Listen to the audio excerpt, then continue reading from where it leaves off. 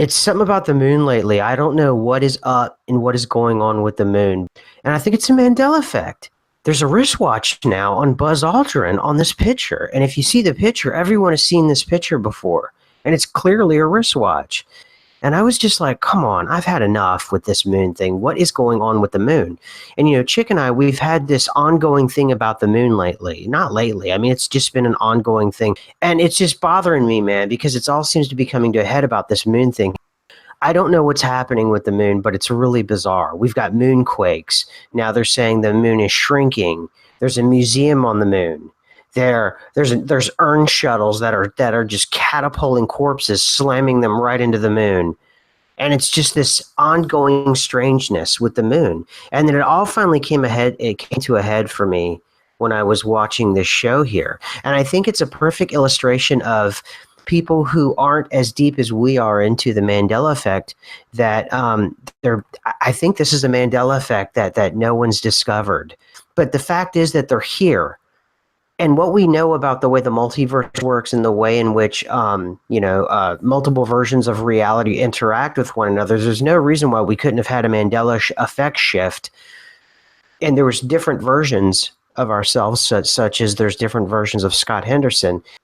We've brought in to this reality during another shift a version of another reality, or a fragment from the older shift from Sagittarius. Either way, with those new photographs for us, because I'm seeing these photographs and they're blatant.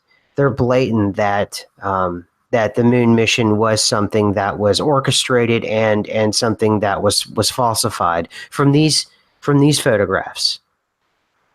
And not to mention, they also mentioned he's wearing two different gloves now, too. I think it's a Mandela effect. Because it's not just that the other photos he had, which were outrageous, they showed like the American flag was wet. You can't be obviously in the vacuum of space, and equipment has mold on it. It's muddy, and it's just it looks like it's just really a cheap, shoddy job they did. These were guys who were fed up. They knew that there was some skullduggery going on, and they wanted the world to eventually know about this. And they somehow buried it, or I don't know. There is a wristwatch on Buzz Aldrin, and it's just, I don't know. You would think even if it's not something that is, you would think people would have commented. It goes back to that thing again. People would have commented on it after all these years. This thing happened 40-some years ago, or whatever it was, 45 years ago. And not to mention, how do you get a wristwatch on when you're supposed to be completely insulated? Well, and then I'm trying to look at the wristwatch. Is it completely on the outside? It kind of looks like it could be on the outside. In the crushing power that the vacuum of space has. But the only way that we can recreate that on Earth is through like 10 feet of concrete and another certain amount of feet of steel. And they lock this chamber and they suck all the air out of it till they get the vacuum level that comes close to the vacuum level that you would get in space. And then you look at these thin spacesuits and you look at these rickety tin cans, and then he gets even bold and talks about the current, space situation we have. And it's mind-blowing. And the point I was making about the vacuum is, even if the wristwatch is on the outside of his body, that watch would have been crushed. I'll go back. I wrote it down on a piece of paper I don't have in front of me. But I wrote it down, what they were talking about in terms of the level of vacuum. And there's absolutely no way. The suit versus the vacuum chamber. And there's just no way. Now, either there could be a couple things happening here.